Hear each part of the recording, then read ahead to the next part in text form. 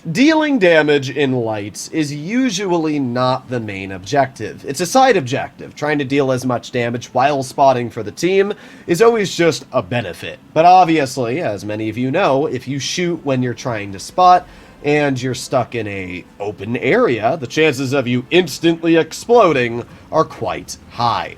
In today's video, I will be playing in the T92, and you can see my friend is in the Stritzvon S1.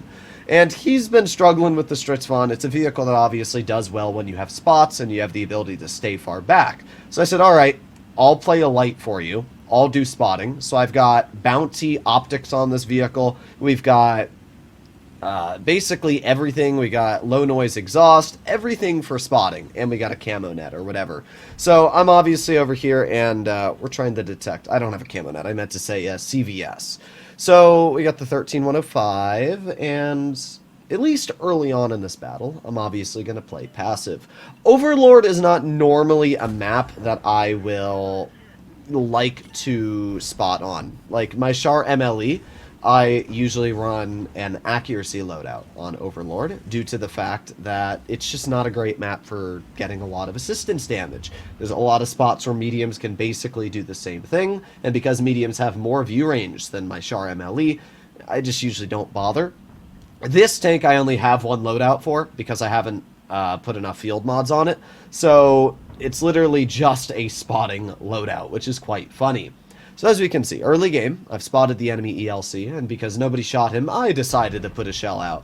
It's so irritating when I drive a light tank, and I'll spot the enemy light, broad daylight in the open, and nobody on the team shoots him.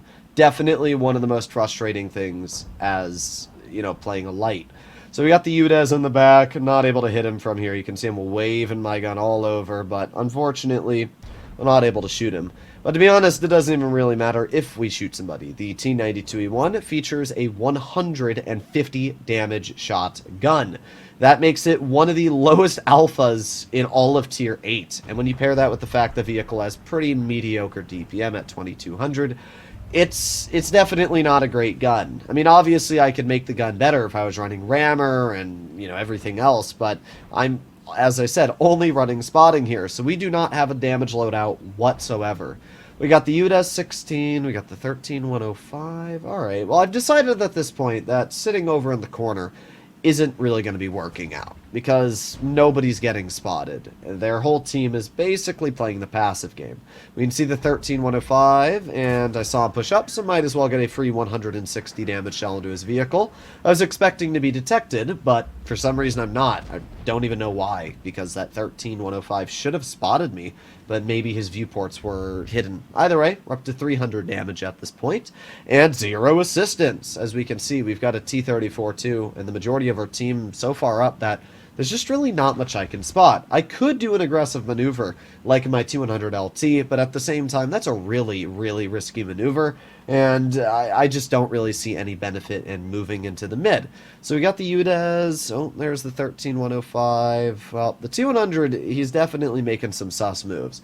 We got the STB right in front, and I'm tempted. I'm very tempted. It's all a pen, and you know what? I'm going to do it. 147 damage into the STB. Alright, we're up to 500 now. We can see that my T100 is getting rushed by the 13105. The thing I'm worried about is pushing up while I'm spotted, but we're going to put on our auto-aim, then I'm like, yeah, you know what, I'll just aim it in manually. It's probably easier. We get a clear on that player. We see the UDES back up, someone even on the 4005, because that's a very important target to hit, and there you go. Now we're up to 600 damage. Okay, still 0 assistance. Pretty unfortunate, but hey, at least we're getting out some damage. We can see the STBs getting rushed by our Stritzvon 103B, and we got the UDES right in the open. Alright, well, let's see if we can get a shell. Thank you very much. 1 slap into the UDES, and we're going to poke again. 2 slaps into the UDES, but we got shot by the enemy ELC. Alright, well, you know what? We're up to 1,000 damage. That's already a decent amount. For a Tier 8 light, if you get about 1,000 damage and 1,000 assistance, that's better than 90% of players are going to do. Anything above that is usually pretty dang good. So, let's see. We got the UDES, and he's going to poke. Okay, let's back up a little bit. There you go. 1 shell into the UDES. Are we spotted? Yes, yes we are. Even though it looked like we were double bushed, it's possible the ELC was able to detect us somewhere. So not too bad, though. We're still getting bleeds out. We're basically the only person over here doing any bleeds. There you go. Udez is poking. We're going to aim it on his lower plate. Another shot. Another 152 damage. We're spotted, and ooh, we got a little lucky we didn't get shot. My teammate's going to push up now. We're up to 1,300 damage. Honestly, I was pretty surprised my toon mate did not get absolutely murdered here.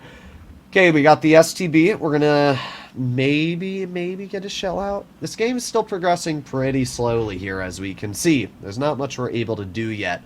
But that's fine. Being in a light tank, you don't need games to progress fast. In fact, I like games that take longer in my lights. It gives me more opportunity to spot for my team, gives me more opportunities to get out a little bit of damage. It's games where they're instant steamrolls that in a light tank you feel like you're kind of powerless in getting out damage. So, the Udez, we get one shell out, but the ELC hits us. You know what? I'm going to get a shell into the ELC. We're able to dodge his shot. Alright, we're up to 1,500 damage now. That's pretty good. But we're only halfway there for today's video. Still, I should mention, 0 assistance. Because, yeah, this just, as I said, is not a great map for getting that assistance damage out. Okay, well, if that's the case, we can see the SU-130 was in the back. We also see the ELC was in the back. So I'm going to push wide. My T-100 is making a very aggressive move, which is a little surprising judging that he has 200 health. But that's alright. SU-130 backs in the cover before we're able to shoot him in. Ooh, interesting. We get spotted.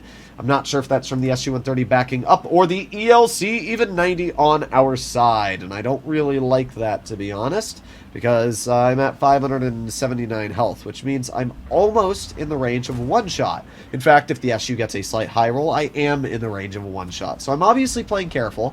Unfortunately, that shot there doesn't hit the SU, but that's alright. 1,700 damage in a tier 8 light against tier 10s is already a very solid chunk. In fact, we've been able to get some damage into tier 9s and 10s, like the Udez 16 and the STB1.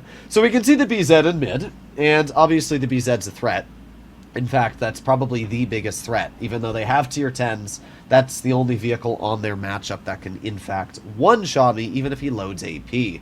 So I gotta be careful about the BZ. But we can see our 60 TP is pushing up, so I'm not too worried about his tank. We can see his lower plate, and there you go. Nice 136 damage shell into his vehicle.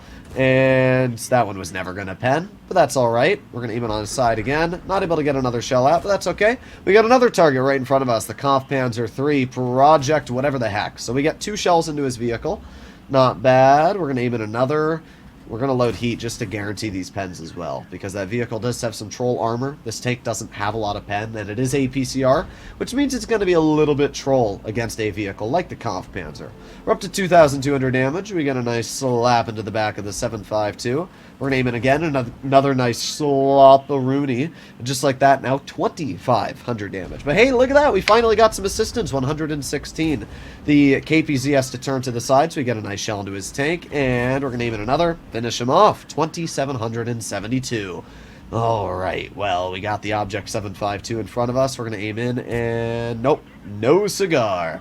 I don't know if that was just a miss shot. I don't know why it really didn't pen, to be honest, but that's alright. He gets cleared, and I want to try and get a little bit more out. The enemy team has 2 vehicles left. Oh, make that 1. A GSOR 1008.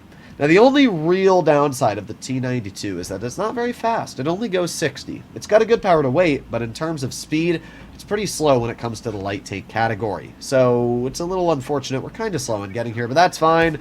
We get a bounce on the side of the GSOR. Come on. Come on. We get 1 shell. You know what? I'll take it. 2,913 damage into our opponents. 3 kills, and all in a tier 10 battle with almost 0 assistance.